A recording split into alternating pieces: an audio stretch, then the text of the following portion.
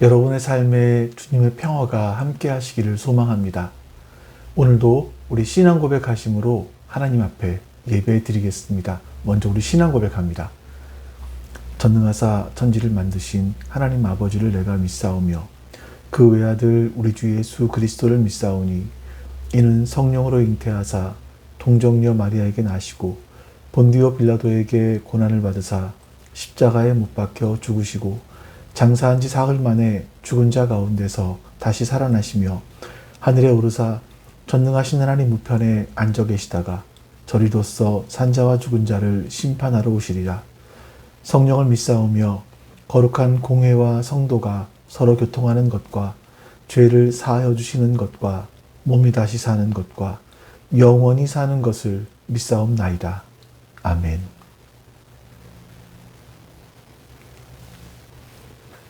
네, 이 시간 우리 같이 하나님을 찬송하겠습니다.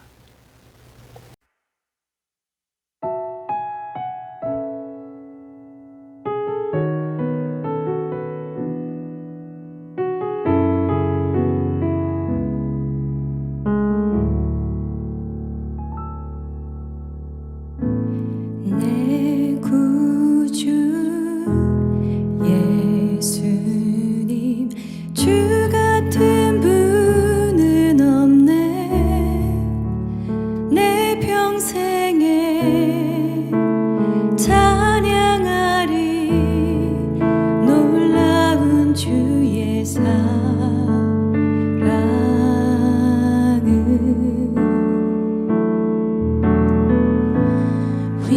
위로자 되시며 피난처 되신 주님 나의 영혼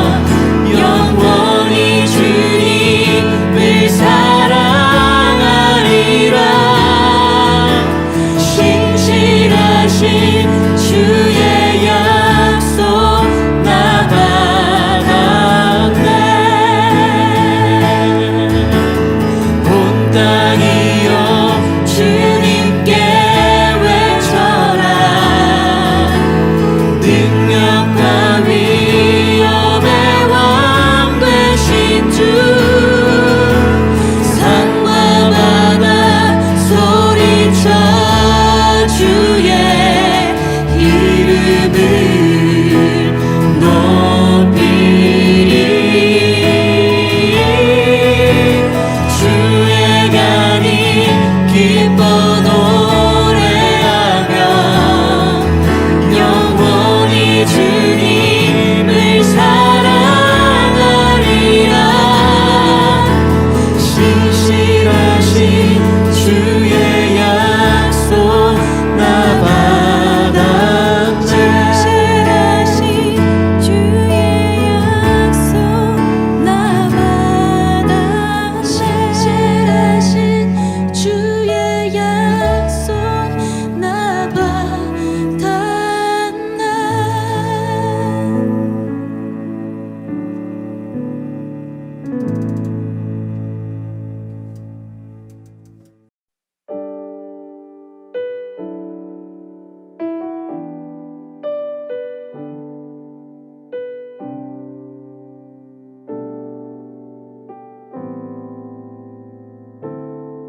당신은 시간을 뚫고 이 땅 가운데 오셨네.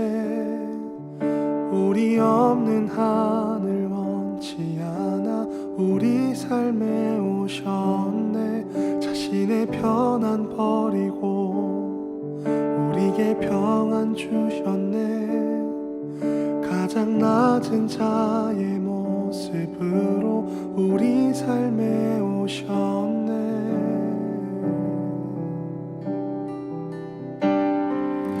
하나님 우리와 영원히 함께 하시네. 꿈 없는 우리에게 그 나라 보여주시네. 연약한 자들의 친구가 되어주시고 힘없는 우리의 인생을 위로하시네.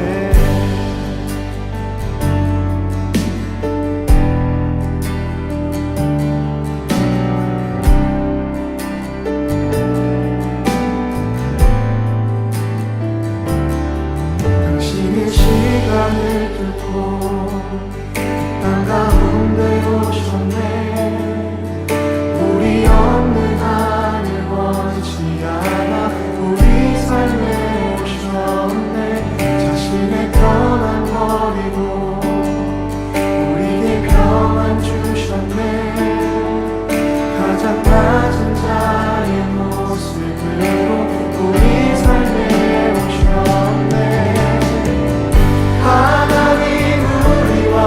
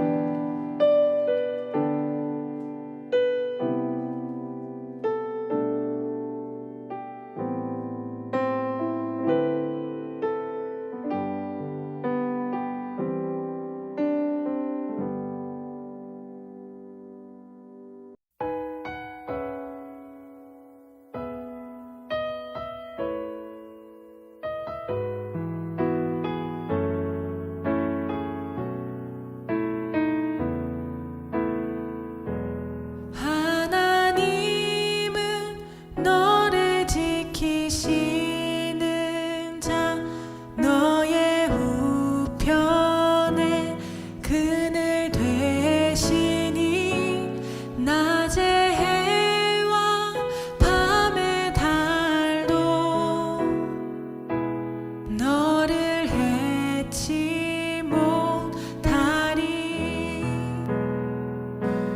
하나님은 너를 지키시는 자, 너의 환난을 면케하시니 그가 너를 지키시리라. 너의 출입을 지키시리라. 눈을 들어 산을 보아라. 너의 도움 어디서 오나. 천지지으신 너를 만드신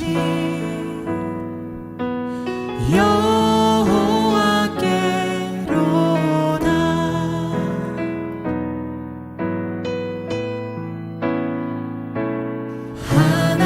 하나님은 너를 지키시는 자, 너의 우편에 그늘 되시니 낮의 해와 밤의 달도 너를 해치 못하리. 하나님은 너를 지키시는 자, 너의 환난을 면케하시니 그가 너를 지키시리라. 너의 출입을 지키시리라. 눈을 들어 산을 보아라. 너의 도움 어디서 오나. 천지지으신 너를 만드신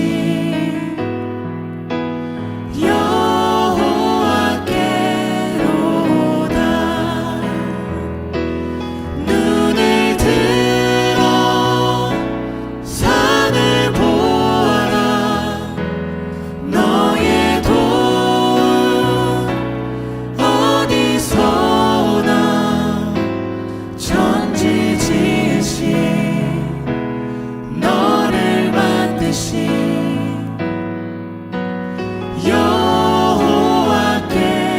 여호와께로다.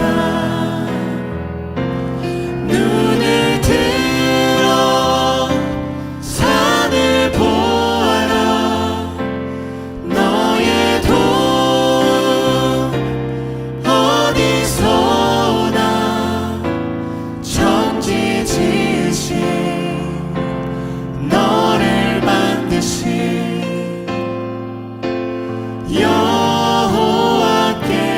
여호와께로다. 천지지으신 너를 만드신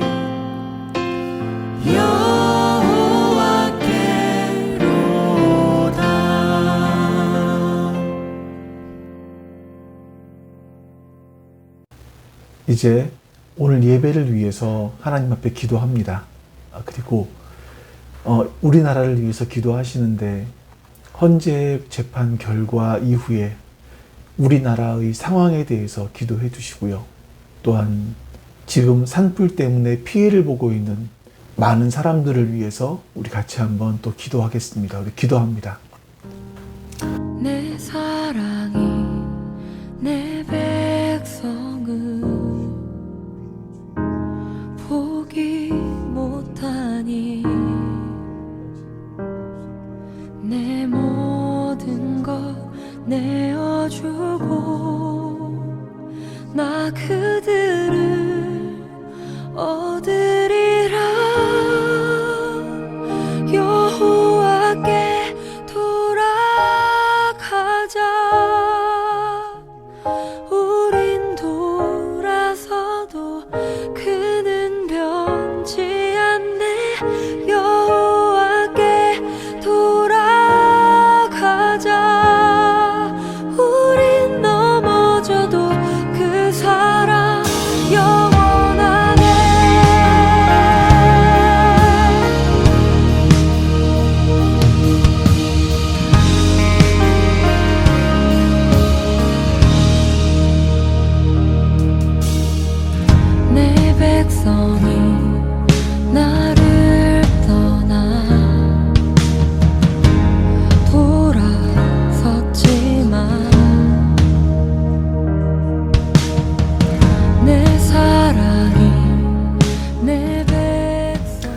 아버지 하나님, 오늘도 하나님 앞에 예배 드릴 수 있는 이 놀라운 은혜를 주셔서 감사합니다.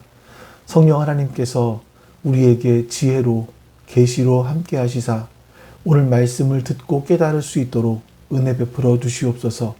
또한 하나님, 우리나라를 위해서 기도합니다. 우리나라 헌재 판결 이후에 우리나라가 혼돈되지 않도록 주님 도와주시옵소서. 교회가 혼란을 부추기는 그 자리에 서지 않게 해주시고 오히려 세상에 예수님의 화평을 전하는 그런 곳으로 있게 해주시기를 원하옵고 기도하옵나이다. 또한 주님, 산불 때문에 피해를 보는 많은 분들이 있습니다. 하나님, 그들을 도와주셔서 하나님 그 땅에 비를 내려주시고 또한 바람을 잡게 해주셔서 속히 불길을 잡을 수 있도록 도와주시옵소서. 인명피해가 나지 않을 수 있도록 주님 도와주시옵소서. 감사드리며 우리 주 예수 그리스도의 이름으로 기도하옵나이다. 아멘.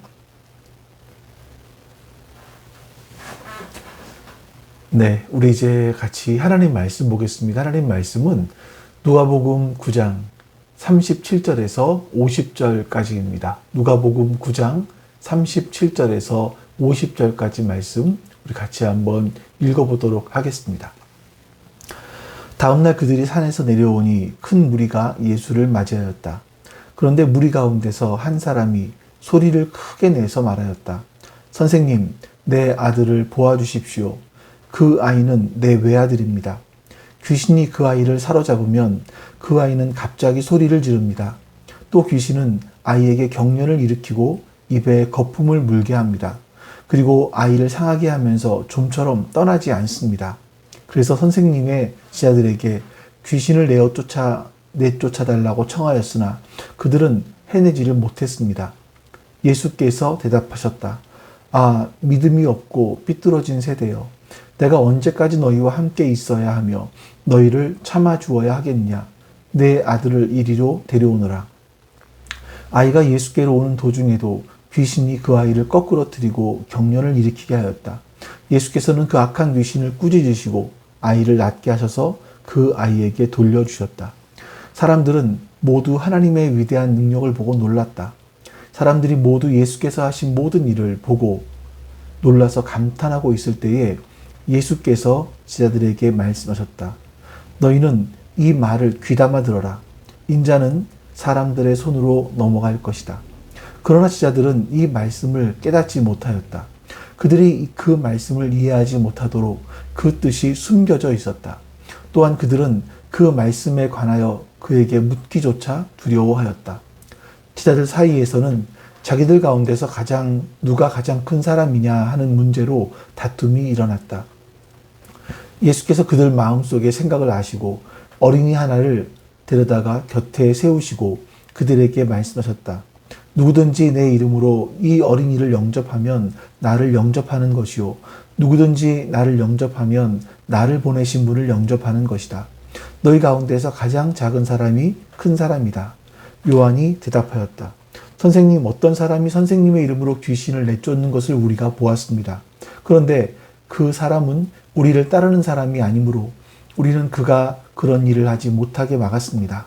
그러나 예수께서는 그에게 말씀하셨다. 막지 말아라. 너희를 반대하지 않는 사람은 너희를 지지하는 사람이다. 아멘. 예수님께서 베드로, 요한, 그리고 야고보를 데리고 높은 산으로 올라가셨습니다. 거기서 예수님은 영광스러운 모습으로 변화되셔서 모세와 또 엘리야와 함께 이야기를 하셨죠.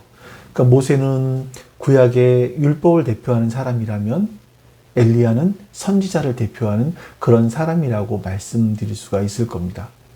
자, 그렇게 이야기하고 있었을 때 하나님의 임재 구름 속에서 이는 내 사랑하는 아들이다. 너희는 그의 말을 들어라. 이런 하나님의 음성이 3명의 제자들에게 들려왔습니다. 이때 그 음성을 들은 사람은 사실 3명이지만 그들은 예수님의 진짜 모습, 진짜 영광을 본 것이라고 할 수 있겠죠. 베드로는 그 상황을 보고 그 광경을 보고 너무나 좋아서 여기가 좋사오니 우리 여기서 영원히 머물러 살자 이렇게 이야기하기도 했습니다. 하지만 주님께서는 이제 세상으로 내려가자라고 하시면서 산 아래로 내려가십니다. 예수님과 그 제자들이 이틀 만에 산에서 내려왔는데 큰 무리가 예수님을 기다리고 있었습니다. 특히 그 중에서 예수님을 아주 간절하게 기다린 한 사람이 있었습니다. 38절 말씀입니다. 그런데 무리 가운데서 한 사람이 소리를 크게 내어 말하였다. 선생님, 내 아들을 보아주십시오. 그 아이는 내 외아들입니다. 그 무리 중에 많은 사람들 중에서 한 사람이 예수님께 크게 소리를 질러서 예수님을 부릅니다. 그 사람이 예수님을 불러서 예수님께 요청한 것은요, 좀 자기의 아들을 돌보아 달라는 그런 요청이었습니다. 여기서 보아주십시오라는 단어는요, 문자적으로 봤을 때 자세하게 관찰하다, 이런 의미가 있습니다. 그러니까 당시 의사들이 환자를 자세하게 살피는 바로 그런 때 사용하는 그런 단어였던 거죠. 그러니까 이 사람은요, 예수님께 지금 좀 내 아들을 의사가 환자를 관찰하는 것처럼, 그렇게 보는 것처럼, 진찰하는 것처럼 이 아이를 좀 보시고 고쳐주십시오라고 예수님께 요청했던 겁니다. 그 아들의 상황이 얼마나 절박했는지를 39절에서는 이렇게 말씀하고 있죠. 귀신이 그 아이를 사로잡으면 그 아이는 갑자기 소리를 지릅니다. 또 귀신은 아이에게 경련을 일으키고 입에 거품을 물게 합니다. 그리고 그 아이를 상하게 하면서 좀처럼 떠나지 않습니다. 이 아이의 아버지가 예수님께 와서 왜 저렇게 큰 소리로 도움을 요청하는지 우리가 이 말씀을 보면 좀 이해가 되는 것 같아요. 악한 영이 그 아이를 사로잡고 있었습니다. 갑자기 이 아이는 막 소리를 지르기 시작을 하고 또 소리를 지르다가 입에 거품을 물고 또 경련을 일으키면서 쓰러지기도 합니다. 마치 지금의 증상으로 본다면 간질과 같은 그런 증상으로 보여지기도 하죠. 근데 이런 일들이 이 아이의 몸이 막 상할 때까지 계속 되었습니다. 귀신이 좀처럼 떠나지를 않았다. 이렇게 말씀하고 있죠. 여러분, 이 아들을 이렇게 매번마다 지켜봐야 되는 그 아버지의 마음이 어땠을까? 참 그 부모의 마음은 갈갈이 찢겨졌을 것 같습니다. 그런데 이 아들을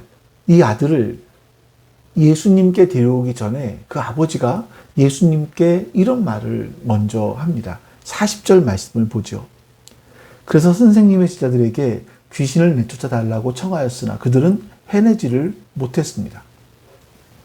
그래서 이 말씀 보니까 예수님과 제자들이 산 위에 가 있었을 때 산 아래에서 어떤 일이 일어났는지를 우리에게 좀 알려주는 것 같아요. 그 아버지는 귀신이 들려서 온 몸이 상해버린 그 자신의 외아들을 데리고 먼저 제자들에게 가서 고쳐달라 이렇게 요청을 했었습니다.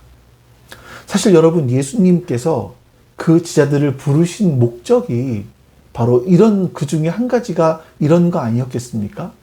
예수님께서는 9장 1절에서 이렇게 말씀하시죠.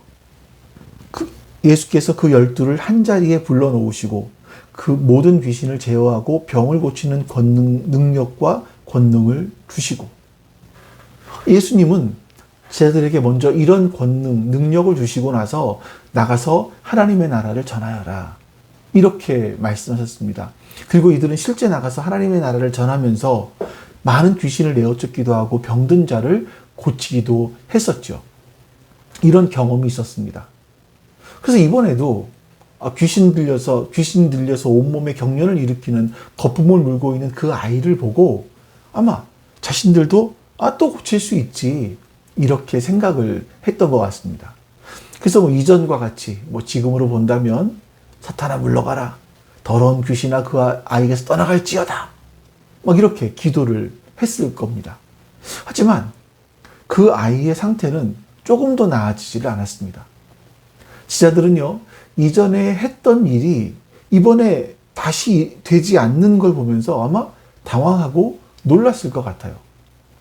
마가복음에 보면 이 일이 있은 이후에 율법학자들과 제자들 사이에서 논쟁이 있었다라고 이런 말씀이 나옵니다. 우리 마가복음 한번 볼까요? 그들이 다른 제자들에게 와서 보니 큰 무리가 그 제자들을 둘러싸고 율법학자들이 그들과 논쟁을 하고 있었다. 온 무리가 곧 예수를 보고 나서는 몹시 놀라 달려와서 인사하였다. 예수께서 그들에게 물으셨다. 너희는 그들과 무슨 논쟁을 하고 있느냐? 무슨 논쟁을 했는지 그 논쟁의 내용이 나오지는 않습니다만 그들은 율법학자들과 논쟁을 하고 있었습니다.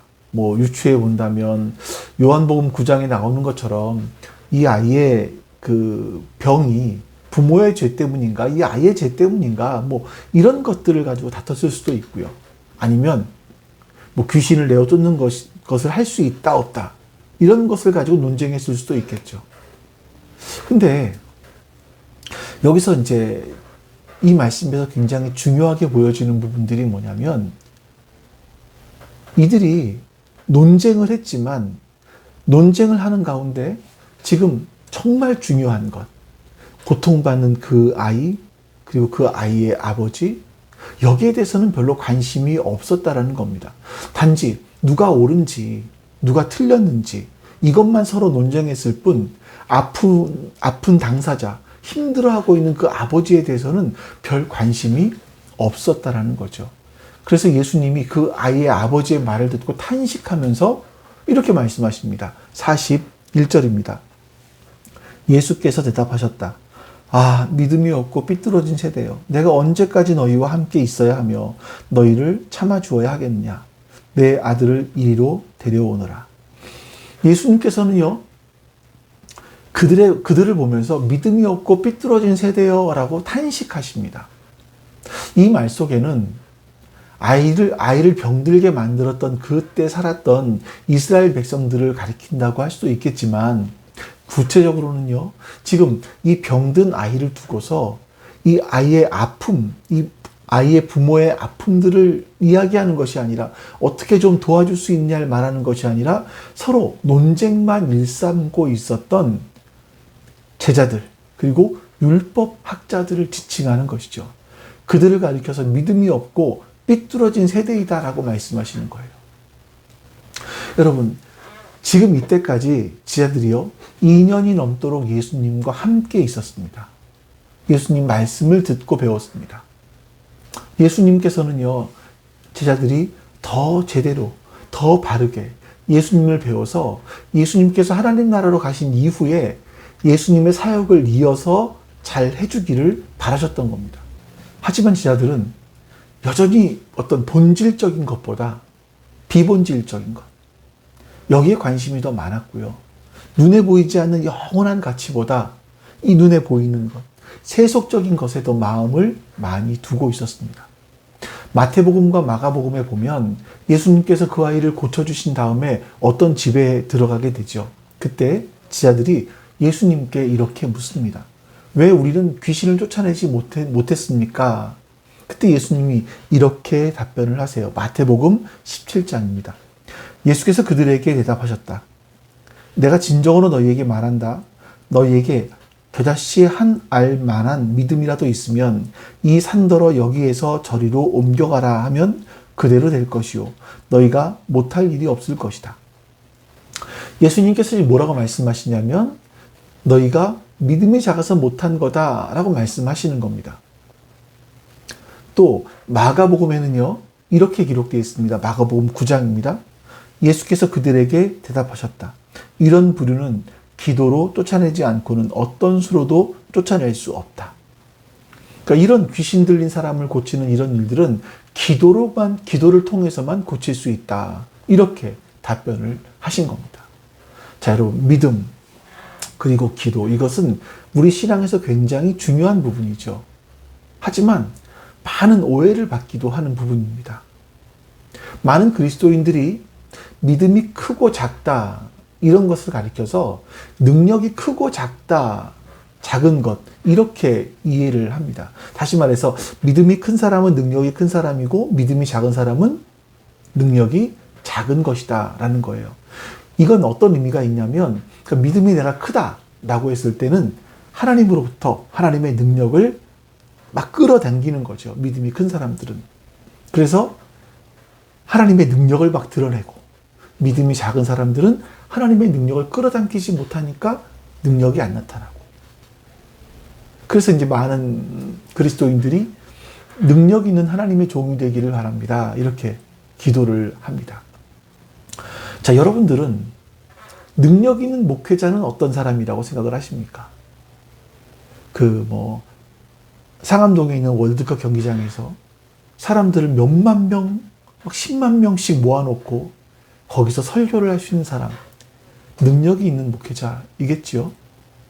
또 암에 걸린 사람, 몸에 장애가 있는 사람, 아니면 마음에 병이 든 사람, 이런 사람들을 어떤 사람이든지 그냥 손만 얹고 기도를 하면 그 사람이 온전해진다.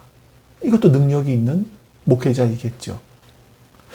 또 그냥 그 사람을 보기만 하면 그 사람이 무슨 생각을 하는지, 저 사람이 지금 기도를 하는지 기도를 하지 않는지, 성경을 읽고 있는지 읽고 있지 않는지를 금방 알아낼 수 있는 사람, 그런 목회자가 능력이 있다고 할 수도 있을 것이고, 설교 시간에 회개하십시오라고 외쳤더니 사람들이 펑펑 울면서 눈물을 흘리며 회개한다.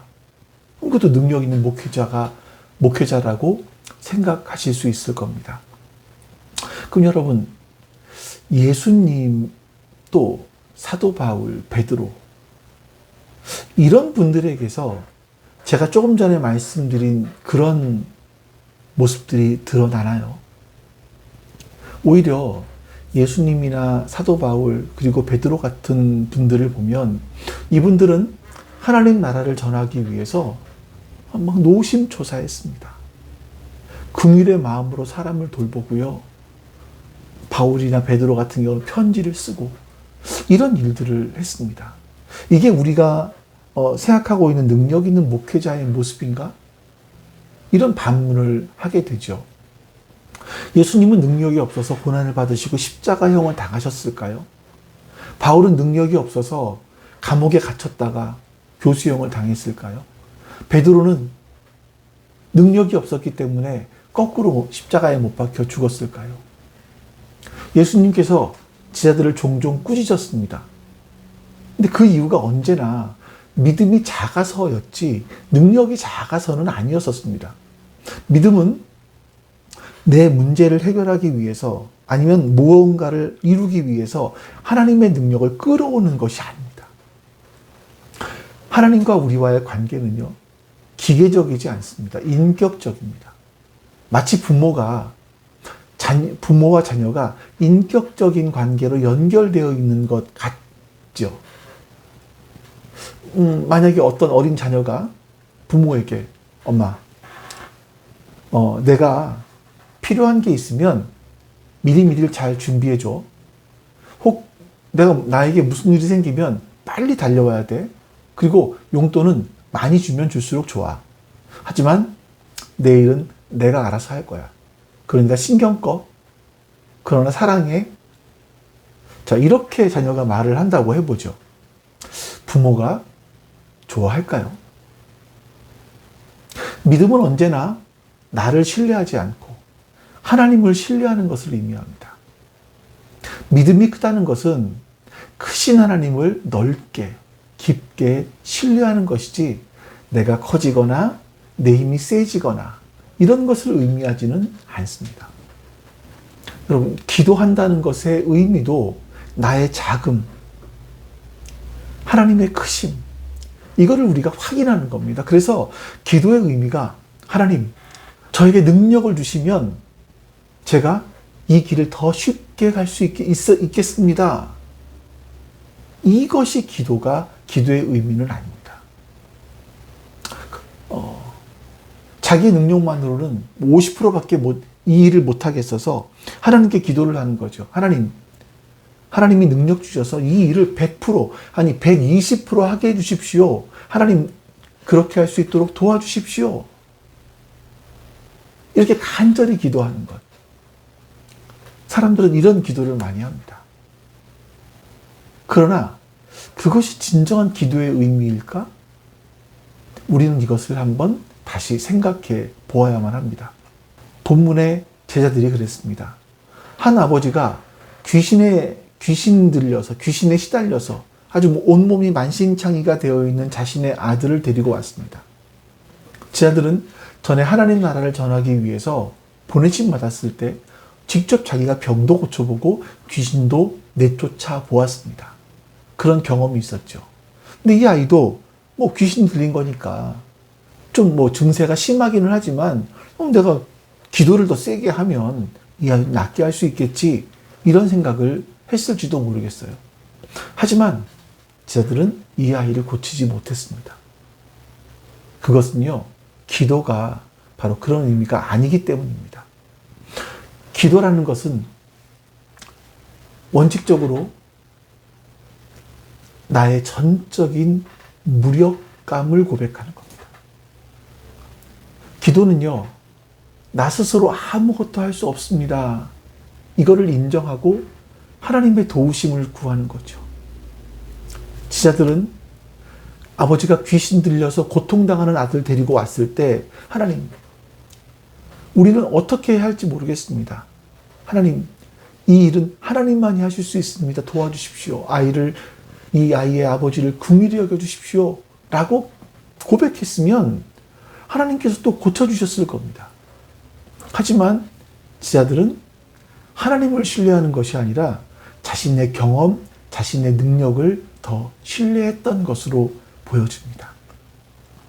혹시 우리를 통해서 어떤 일이 이루어진다면 그것은요, 우리의 능력이 있기 때문이 아니라 하나님께서 우리를 통해서 일하셨기 때문이에요. 이스라엘 자손들이 출애굽을 했습니다.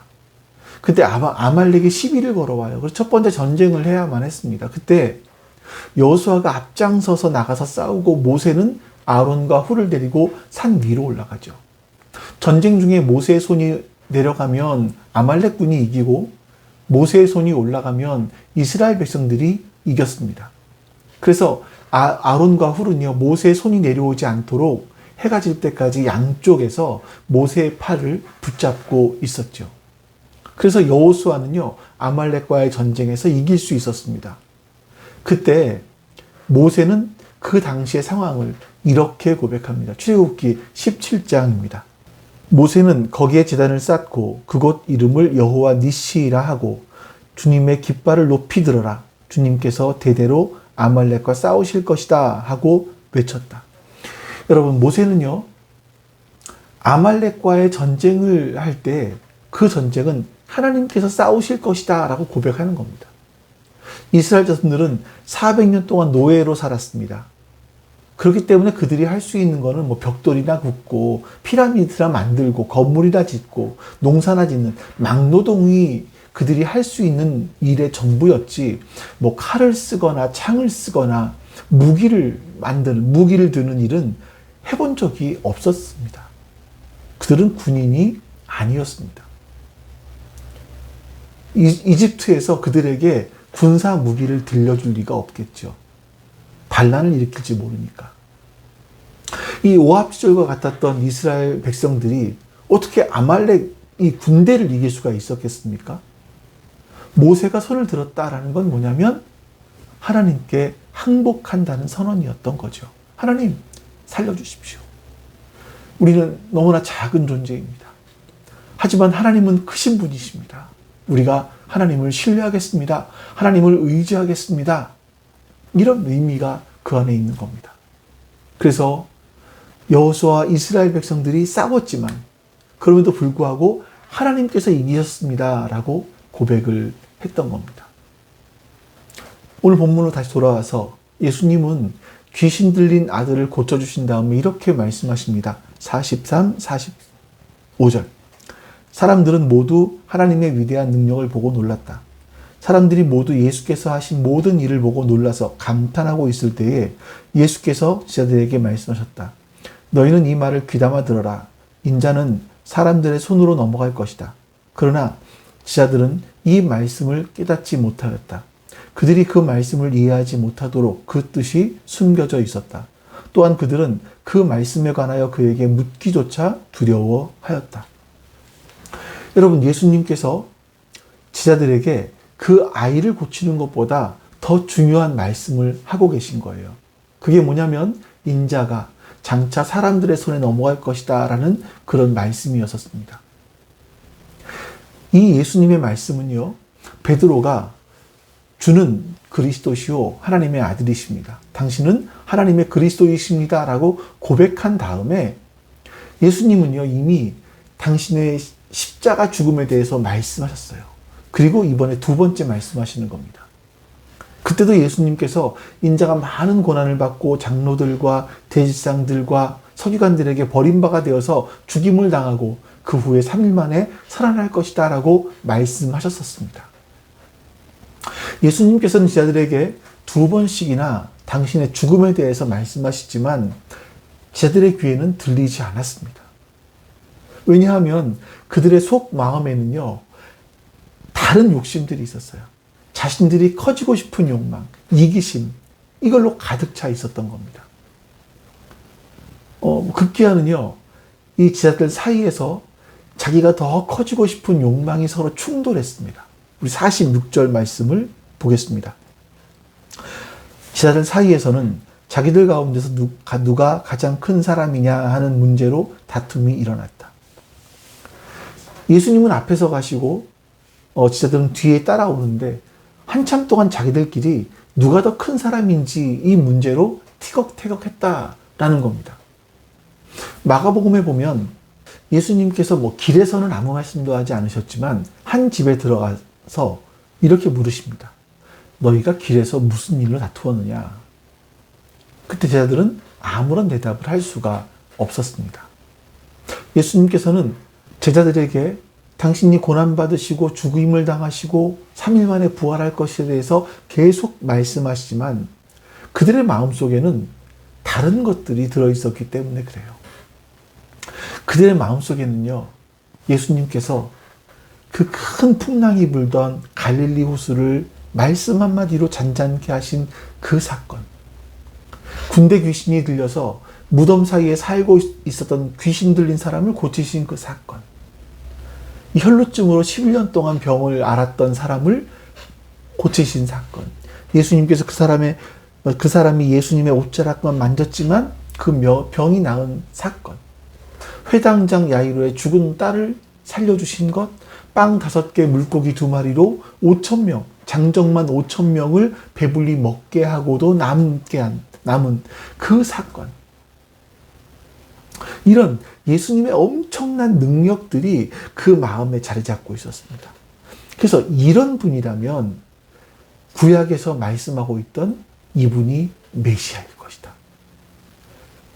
그리고 그 메시아가 예루살렘으로 입성해서 새로운 왕이 되면 우리는 그 예수님의 왕이 되시고 난 다음에 한 자리씩 할 수 있다. 그때 누가 더 클 것인가? 이런 마음으로 이런 마음이 그들의 마음속에 가득 차 있었던 겁니다. 그래서 이런 마음들이 가득 차 있다가 예수님의 어떤 더 큰 능력을 보자 서로 싸우기 시작한 거죠. 누가 더 높은 자리에 올라갈 건지. 여기에 대해서 말입니다. 예수님께서 제자들의 마음을 아셨습니다. 47절, 48절. 예수께서 그들 마음속의 생각을 아시고 어린이 하나를 데려다가 곁에 세우시고 그들에게 말씀하셨다. 누구든지 내 이름으로 이 어린이를 영접하면 나를 영접하는 것이요. 누구든지 나를 영접하면 나를 보내신 분을 영접하는 것이다. 너희 가운데에서 가장 작은 사람이 큰 사람이다. 예수님께서는 당시에 그 어린아이 한 명을 곁에 세우시고 말씀하십니다. 예수님이 왜 어린아이를 세우셨을까요? 요즘은 가정에서 어린아이가 가장 힘이 셉니다. 어리면 어릴수록 더 힘이 센 것 같아요. 근데 우리나라만 해도 불과 몇십 년 전까지만 해도요, 어린아이들의 인권이라는 건 사실 없었습니다. 그러니 유대 당시, 예수님 당시에 더 말할 것도 없었을 겁니다. 그러니까 그 당시에 성경을 보시면 아시지만 그 당시에 사람의 숫자를 셀 때도요, 여자, 어린아이 세지 않습니다. 어느 일정 기간, 일정 나이 이상이 된 노인들도 숫자에 넣지를 않았습니다. 그냥 그 당시는 사람으로 보았던 것. 사람이라고 말했던 것은 누구냐면 전쟁에 나가서 싸움을 할 수 있는 사람, 힘이 있는 사람, 이런 사람들만 숫자에 넣었던 거죠. 근데 예수님은 어린아이 한 명을 옆에 두시고 말씀을 하시는 거예요. 그러니까 이 어린아이는 자기가 아무것도 할 수 없고 어른의 도움이 꼭 필요한 존재라는 것을 그 당시 사람들은 알고 있었죠. 자, 근데 예수님이 이렇게 말씀하십니다. 너희 가운데서 가장 작은 사람, 이 어린아이처럼 자기가 아무것도 할 수 없고 누군가의 도움이 전적으로 필요한 이런 사람이 큰 사람이다 라고 말씀하십니다. 예수님께서 이렇게 말씀하셨음에도 불구하고 제자들 중에 가장 큰 사람이기를 원했던 사람, 가장 큰 야망을 가지고 있었던 사람, 바로 요한이 이렇게 말을 합니다. 49절입니다. 요한이 대답하였다. 선생님, 어떤 사람이 선생님의 이름으로 귀신을 내쫓는 것을 우리가 보았습니다. 그런데 그 사람은 우리를 따르는 사람이 아니므로 우리는 그가 그런 일을 하지 못하게 막았습니다. 자, 이 말은요, 마치 뭐냐면 예수님, 지금 뭐 어린아이를 놓고 누가 큰 사람이냐 이런 가르침보다 훨씬 더 급한 일이 있습니다. 이런 말은 나중에 하시고요. 지금 해결해야 될 문제가 있습니다. 하면서 얘기를 하는데 마치 예수님에 대한 독점권은 자신들에게만 있다라는 거예요. 예수님의 이름으로 귀신을 내어쫓는 그 독점권은 자신들만이 갖고 있다는 거죠. 그래서 그러니 다른 사람들은 예수님의 이름을 함부로 사용하지 못하도록 그렇게 해야 합니다. 이겁니다. 예수님에 관해서는 자신들이 가장 앞서 있다. 자신들이 가장 큰 자이다. 이런 생각들이 그들의 마음속에 자리 잡고 있었다라는 겁니다. 요한의 이런 말에 대해서 예수님은 이렇게 답변을 하십니다. 50절입니다.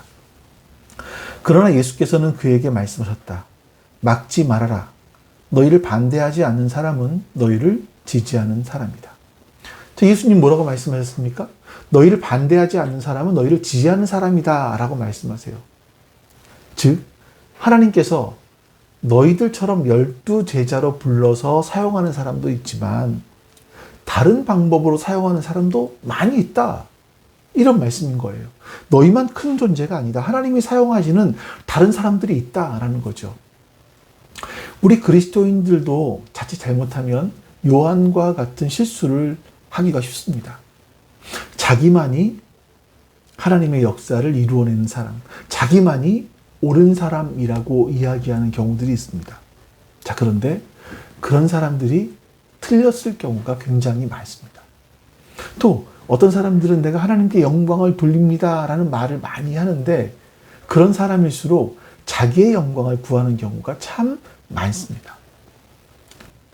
우리가 하나님의 다스림을 받고 그리스도인으로 살아가는 것은요, 하나님의 능력을 이렇게 빌려와서, 끌어와서 막 내가 그것을 휘두르며 사는 것이 아닙니다.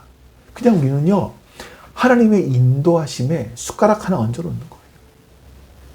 하나님께서 다 준비해 주시고 하나님이 인도하시는데 우리는 숟가락 하나 얹어 놓고 사는 거죠. 세상에서 자신이 가진 것, 그것이 재물이든 권력이든 학문이든 재능이든 간에 많이 가진 사람, 또 더 큰 것을 가진 사람이 큰 사람이고 유명한 사람이라고 생각을 합니다. 그래서 그리스도인들도 힘을 가지려고 하죠.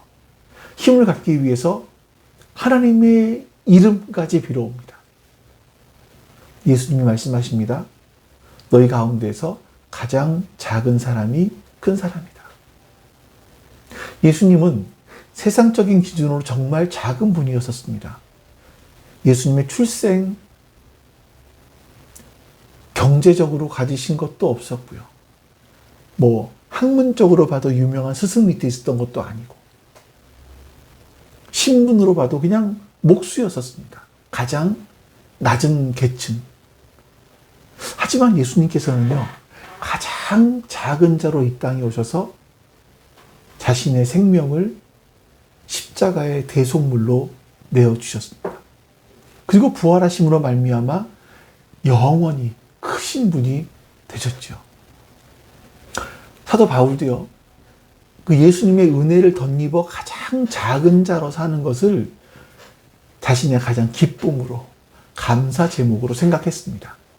그래서 자기가 죄수의 신분으로 감옥에 갇혀서 지내는 것, 양손에 양발에 쇠사슬이 매어 있는 것, 이러면서도 자신이 그리스도의 사신으로 있는 것, 그래서 하나님의 나라를 전하는 것, 이것을 자랑스럽게 생각했습니다.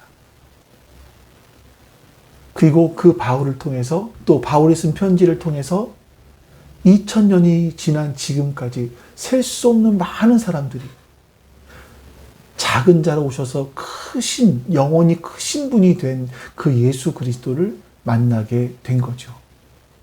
하나님께서 우리를 우리의 가정, 우리의 일터로 보내신 것은요, 우리가 스스로 큰 자가 되어서 위에 높은 자리에서 군림하라고 하시는 것이 아니라 우리를 스스로 가장 작은 자로 생각하고 하나님의 은혜의 통로가 되라, 이렇게 하기 위해서 우리를 우리의 일터, 가정으로 보내신 겁니다. 하나님은요, 자기를 자기 스스로 가장 작은 자로 생각하는 사람을 통해서 가정을 새롭게 하시고 교회를 교회다워지게 하시고 사회를 건강하게 하십니다. 주님께서 우리들에게 이렇게 말씀하시는 겁니다. 너희 가운데 가장 작은 사람이 큰 사람이다. 우리 같이 하나님께서 오늘 주신 말씀이 무엇인지를 묵상하시면서 주기도문을 따라 기도하겠습니다. 우리 기도합니다.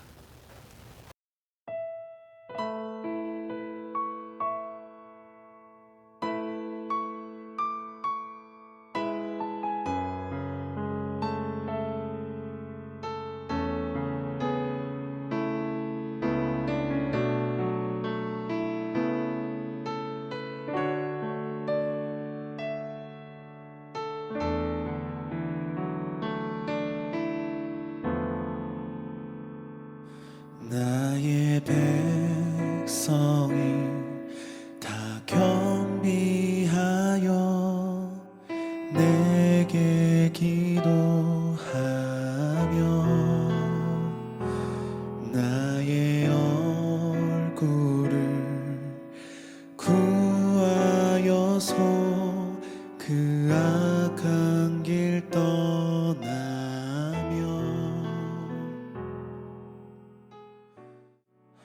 하늘에서 듣고 죄를 사하며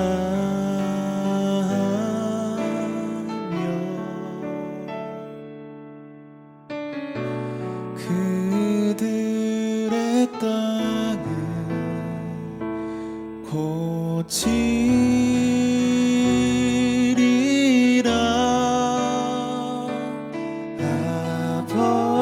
아버지여 고쳐주소서.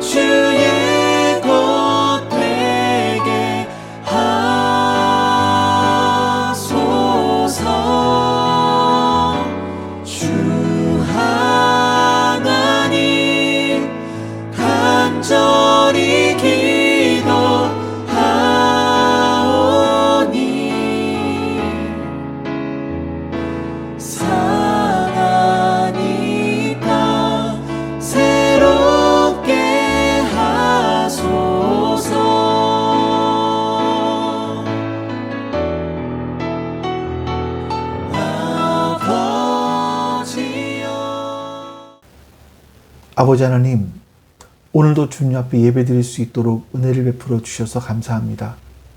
우리가 오늘 말씀처럼 가장 작은 사람이 가장 큰 사람임을 잊지 않게 해주시옵소서. 예수님께서 먼저 가장 작은 자로 종의 형체로 종의 모습으로 이 땅에 오셔서 영원한 큰 분이 되셨음을 우리가 잊지 않게 해주시옵소서. 예수님의 그 삶의 모형을 따라서 우리도 우리의 일터에서, 가정에서, 교회에서 작은 자로 섬기게 해주시옵소서. 그래서 이 땅을 새롭게 변화시켜 나가는 우리가 될 수 있도록 주님 힘을 더하여 주시옵소서. 감사드리며 우리 주 예수 그리스도의 이름으로 기도하옵나이다. 아멘. 하늘에 계신 우리 아버지여, 이름이 거룩히 여김을 받으시오며 나라가 임하시오며 뜻이 하늘에서 이루어진 것 같이 땅에서도 이루어지이다. 오늘 우리에게 일용할 양식을 주시옵고 우리가 우리에게 죄 지은 자를 사하여 준 것 같이 우리 죄를 사하여 주시옵고 우리를 시험에 들게 하지 마시옵고 다만 악에서 구하시옵소서. 나라와 권세와 영광이 아버지께 영원히 있사옵나이다. 아멘.